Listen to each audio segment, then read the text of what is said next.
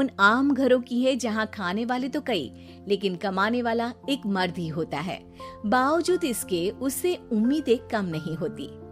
देखिए जी, सामने वाले वर्मा जी कैसी अच्छी तरह से सफाई करते हैं छुट्टी वाले दिन अपने घर की, और एक आप हैं। अरे यार, उनके पास कार है, ऑफिस पास में है और हफ्ते में 2 दिन की छुट्टी होती है, तो फर्क तो पड़ता है ना। मेरी तो शादी ही गलत हो गई। अरे कोई मस्त लड़का मिलता, कमाता भी, घुमाता भी, घर के कामों में भी मदद करता, लेकिन नहीं जी, हमारे वाले को तो कमाने से फुर्सत ही नहीं, और कमाई भी ऐसी कि कोई जरूरत पूरी ही नहीं हो रही है। सुनील बेचारा शीना को देखकर सोचता है कि शीना सही कह रही है। देखने में सुंदर है, घर का सारा काम कर लेती है, उसे तो कोई भी अच्छा लड़का मिल सकता था। क्या सोच रहे हैं? भागने का इरादा तो नहीं है? अरे नहीं मेरी प्यारी बीबी, मैं तो नहीं, पर डर है कि तुम नहीं कहीं भाग जाओ मुझे छोड़कर। शीला सुनील के मुंह से प्यार भरी बात सुनकर मुस्कुराती है। आप भी ना। सुनील एक दिन ऑफिस से घर आता है कि तभी शीना कहती है, सुनिए जी, वो मेरी सहेली आई थी, सारा दिन वो लोग यहीं थे, अब जा रही थी तो मैंने कहा नहीं नहीं, मेरे पति छोड़ आएंगे ना तुम्हें, तो रोक लिया मैंने। सुनील थोड़ी देर कुछ सोचता है, फिर कहता है, ठीक है, मैं कपड़े चेंज करके आता हूँ। अरे तेरे पति को तो लग रहा है कि अच्छा नहीं लगा। अरे नहीं नहीं, ऐसी कोई बात नहीं है, रुको मैं अभी उन्हें घर के कपड़े देकर आती हूँ। शीना अंदर जाती है जहाँ सुनील पलंग पर लेटा होता है। अरे क्या मजाक है, वो कह रही है कि आपने मुंह बना लिया।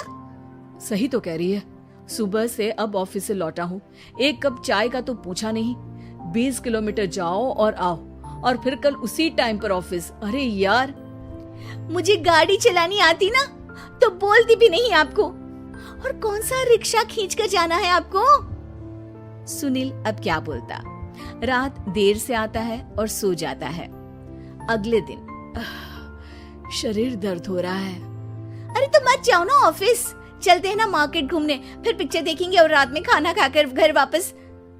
सुनील जब सारे दिन की थकान वाला शेड्यूल सुनता है तो वो सीधे सीधे ऑफिस के लिए तैयार हो जाता है। अब आए दिन शीना की डिमांड बढ़ती ही चली जाती है और सुनील उसको पूरा भी करता। लेकिन एक दिन, ए जी मेरा भाई आ रहा है, उसे 2 लाख रुपए की जरूरत है। हाँ तो मैं क्या करूँ शीना, मेरे पास इतने रुपए नहीं है। हाँ हाँ पता है नहीं है, लेकिन किसी से लेकर तो दे सकते हो ना। अरे मैं किससे मांगू, मेरे तो जानने में भी कोई नहीं है जिसके पास इतनी बड़ी रकम हो।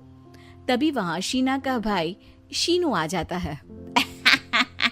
जीजा जी कैसे हैं आप? अब मैं ठीक हूँ शीनू, अचानक इतनी बड़ी रकम की जरूरत कैसे पड़ गई? अरे जीजा जी, वो बिजनेस शुरू किया ना, तो उसके लिए पैसे की जरूरत है, काफी हो चुका है, थोड़ा पैसा बचता है तो मैंने सोचा आपसे ले लूं। अब देखो मेरे ऑफिस में कुछ लोग हैं जिनकी सेविंग अच्छी है, मैं उन लोगों से बात करके देखता हूँ। सुनील ऑफिस से किसी से पैसे लेकर शीना को दे देता है।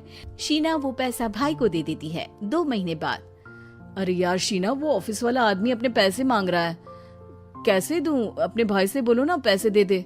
अरे हाँ हाँ दे देगा, कहाँ भागा जा रहा है, आप उनको बोल दो कि दे देंगे। थोड़े दिन बाद, शीना वो आदमी मुझसे आज भी पैसे मांग रहा था यार, मैं तंग आ गया हूँ, ऑफिस जाते ही सामने उसका चेहरा दिखता है, क्या बोलूं, बार बार पैसे मांगता है। अच्छा मैं शीनू को फोन लगाती हूँ, बात करके देखती हूँ। शीना भाई को फोन करती है लेकिन वो फोन उठाता ही नहीं। लगता है भाई कहीं ऐसी जगह है जहाँ नेटवर्क की समस्या होगी। सुनील अगले दिन दोपहर को ही घर आ जाता है। उसका चेहरा उतरा और परेशान सा होता है। वो रोने लगता है। अरे क्या हुआ जी, आप इतना परेशान क्यों हैं? सब ठीक तो है ना? अरे नहीं शीना, कुछ ठीक नहीं है, मैं ठीक नहीं हूँ। तुम्हारे भाई के लिए मैंने जो पैसे लिए थे, उस आदमी ने आज भरे ऑफिस में सबके सामने मेरी बेइज्जती कर दी। सबके सामने आज मैं कर्जदार बनकर खड़ा था। मैंने हर वो प्रयास किया घर चलाने के लिए जो मैं कर सकता था, लेकिन अब नहीं होगा।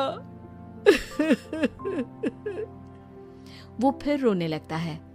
अरे आप तो औरतों की तरह रो रहे हैं, मर्द हैं आप। क्यों, आदमी के सीने में दिल नहीं होता, या फिर वो इंसान नहीं मशीन होता है? अरे मैं थक चुका हूँ शीना, तुम समझती क्यों नहीं?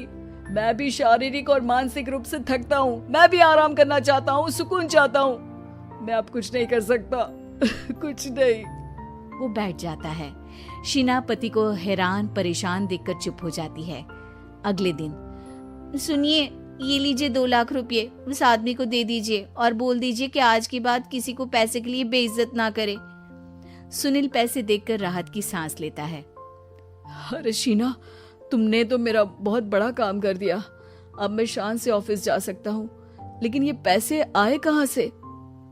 ये पैसे मैंने अपने गहनों को गिरवी रखकर लिया है। तुम ठीक रहो, निश्चिंत रहो, मैं बस यही चाहती हूँ। मुझे माफ करना, पर अब मैं समझ चुकी हूँ कि मर्द को भी दर्द होता है।